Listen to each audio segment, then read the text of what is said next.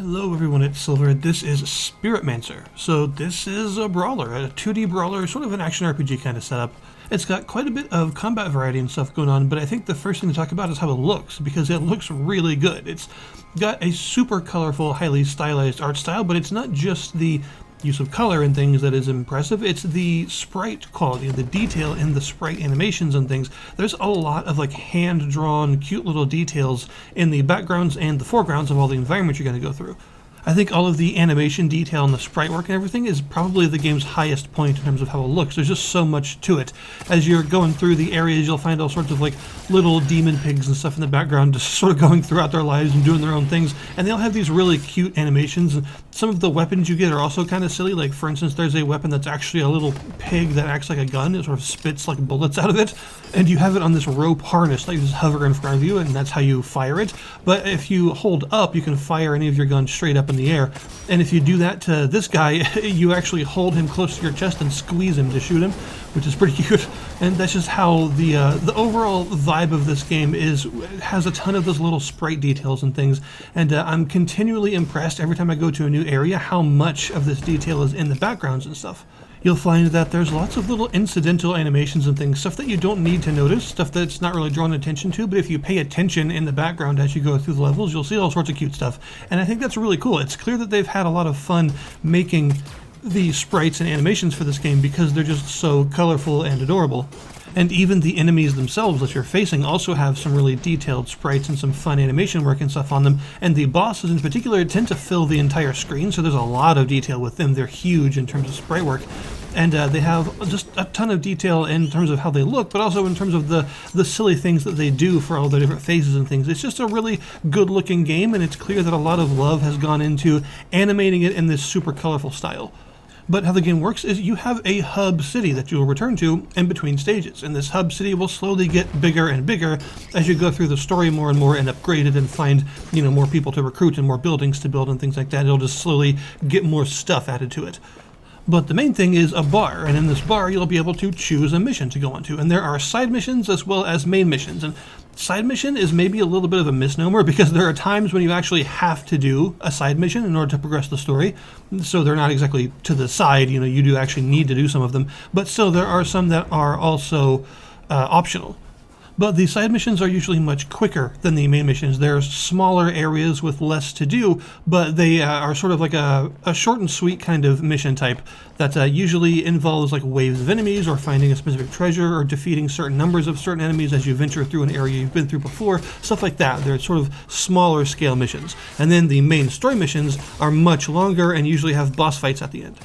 The main story missions are, of course, the main draw of the game. This is where you're going to be spending most of your time, and they take place each in their own areas with their own tile sets and their own enemies to face and things, and they're really quite large. There's a lot to explore here. The game is, of course, a side-scroller, so you can only go left and right technically, but the levels do tend to have a lot of verticality to make sure there's a lot to explore, and you'll find that the main story missions have a bunch of checkpoints in them to help you not die as much because they are quite long, and if you ever do fall, then you end up back at the last checkpoint you activated and you lose a life. This game does have a life system.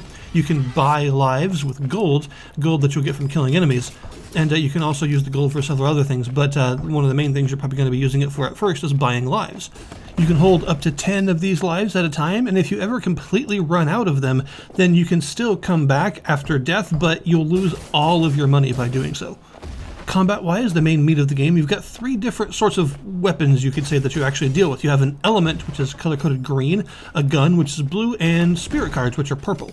The element is some sort of weapon that you carry with you, like a sword or a sort of like Mega Man style blaster or a bow or dual daggers. There's some sort of usually melee but sometimes ranged weapon that you carry with you. The gun it can be a couple of different things. Each character has a base gun that they start with that has infinite ammo but is relatively weak. However, you can pick up other guns as power-ups throughout the level. They all have a limited amount of ammunition, but they're much more powerful than your starting weapon. The main way you're going to find these is by rescuing those little demon pigs that I talked about. You'll find them in the background of lots of the stages, just kind of trapped in something, and you can smack them to rescue them, and they will drop a gun for you to use as a power-up. And then the spirit cards that you have, this is kind of interesting. This is basically a deck building element. So at any of the checkpoints that you find, you can do things like pay some money to restore yourself back to full health, but you can also deck build. You can go into a deck editor and look at all the various cards that you found and unlocked and things, and then add them to a deck. And your deck has a specific point limit, and each card has a number of points that it's worth. So you can't just pick whatever you want. You have to fit within the specific limit that you have at that time. So you can build a deck of whatever cards that you want, and there are all sorts of them that all have various effects. Most of them are attacking cards, some of them are support and can do things like heal you or shield you. Others, instead of performing a single attack, will actually summon a creature that follows you around and attacks with you for a while, so it acts more like a companion summon. But regardless, you'll want to build a good deck of all these to use. And these are all single use, but whenever you go back to a checkpoint and use some money to restore yourself, you'll get back all of the cards that you had. So you don't consume them in the sense that you can only use them once and they're gone for good. You can use them once and then you can restore yourself and you'll get them all back. However, this is not the only source of cards, because you can actually turn every enemy in the game into a card. When you encounter enemies, you'll see that they have the obvious health gauge, but they also have a color-coded gauge beneath that is a break gauge, and these are color-coded to your weapon types, so green for element, blue for gun, and purple for cards.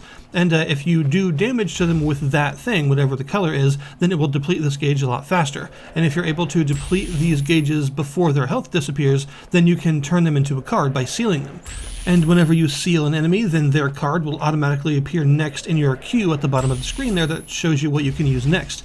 So you can fill any empty space you have in your deck, any free points that you have left, with enemies that you find along the level. And you can actually go above your point threshold, but only once. So if you go above the amount of points that you can have maximum, you get to keep that card. But if you ever get another one, then it will replace that one because you're out of points. So it allows you to sort of cross the threshold, but only for one card's worth of points. It's also worth mentioning that if you go to a checkpoint and restore yourself, then you will get rid of all of the temporary enemy cards that you've got and refresh all of the permanent deck building cards that you built instead. So you'll get rid of all the enemy cards that you've obtained up to that point. There are also several different currencies that you'll be getting, because gold is not the only thing that you want.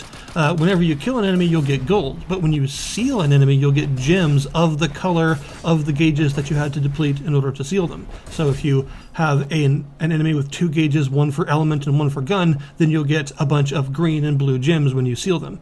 So the gold can be spent on the restoration of yourself at checkpoints, as well as occasionally in main story missions you'll come across a merchant that allows you to buy things like gun power-ups as well as cards to keep for yourself and stuff, so you can spend the gold on these.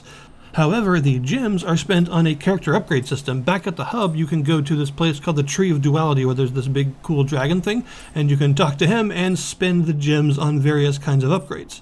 You can do base character upgrades like extra maximum health, less damage taken, stuff like that. There's also an upgrade tree for every one of your elements, so your swords and your whips and all that stuff. They'll have their own upgrade trees with damage increases and extra hits to the combos and some other extra moves and things like that.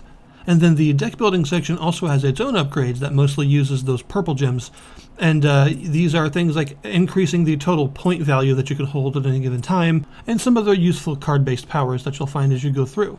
There are also some side activities that you can take part in, like for instance fishing. You can go fishing if you want to. You'll find 3 different types of bait as you go through levels and complete side missions and stuff, and you can go to various different fishing points that you can unlock also by completing side missions. And you can just do a little fishing minigame, and these give you new cards. They add to your card collection whenever you pull up mimics actually from fishing, and that's how you get a bunch of new stuff. But there's also gardening or farming. You can find seeds and plant them and water them and stuff and grow them as you go through multiple missions, and once they are completely grown, you can harvest them for various components that you can use in this demon summoning ritual thing. Because one of the biggest ways to get cards is to use all these various items and components and stuff that you've been gathering, and then use them in a recipe to summon new demons and put them into cards. So you can spend some money to research cards that you found in missions before, like demons that you've sealed once or twice before, and you can then research these to understand how to actually make that card for yourself, and then use those components to summon that demon for real and then have it in a permanent card rather than only being something that you found temporarily while fighting. You can actually have it as part of your deck building deck of cards to start with. So overall, I think the gameplay loop is pretty solid. I think brawlers live or die on variety. A brawler like this needs a good amount of variety to remain fun for a good amount of time, and the fact that there's quite a few different weapons for you to choose, various combos for your elements, and all these cards means that this game does have quite a lot of combat variety, and it helps the combat not feel samey or repetitive because there's just a lot you can do. You can string together all sorts of interesting combos and things when you're factoring in these cards that you have.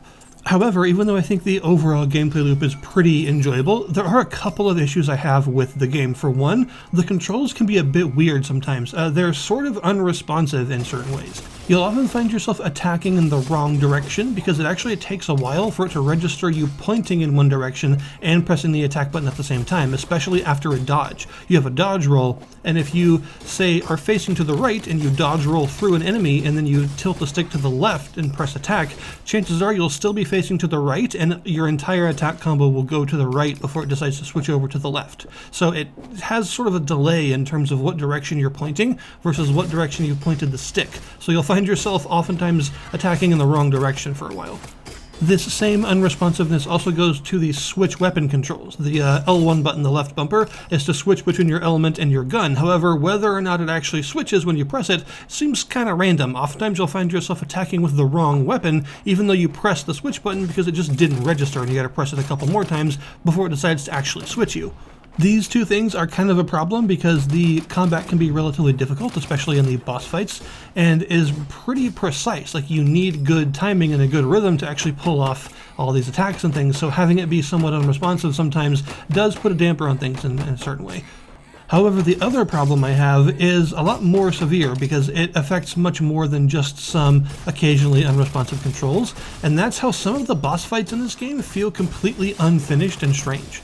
Some of the boss fights feel really good, and they have all sorts of mechanics in multiple phases, and they're just really cool full-screen sprites. They're good boss fights, but some of them are exactly the opposite, and they feel like they haven't been tested at all and are just incredibly frustrating and annoying. Take, for instance, the Astaroth boss fight, which is a real slog. Basically, this is a boss fight where the enemies are only airborne the entire time. You cannot knock them to the ground, which means you can only use aerial attacks to harm them, but you have a very small number of aerial attacks. You only have basically one or two, depending on the element that you're using, so you can barely hit them.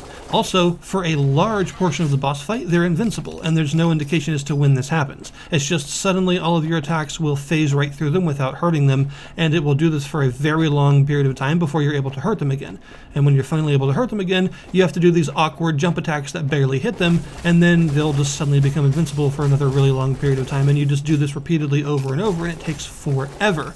Also, pretty much all of the boss's attacks and things were missing sound effects. There would be extended periods of time where the boss was invincible and was doing some sort of fancy full-screen attack that made absolutely zero noise, and there was no sound associated with it at all. And this combination of really wonky hitboxes and completely missing sound effects for really long periods of just having to stand there and not being able to attack the boss because it's decided to be invincible forever, all of that comes together to make the boss feel extremely unfinished, like it just wasn't tested.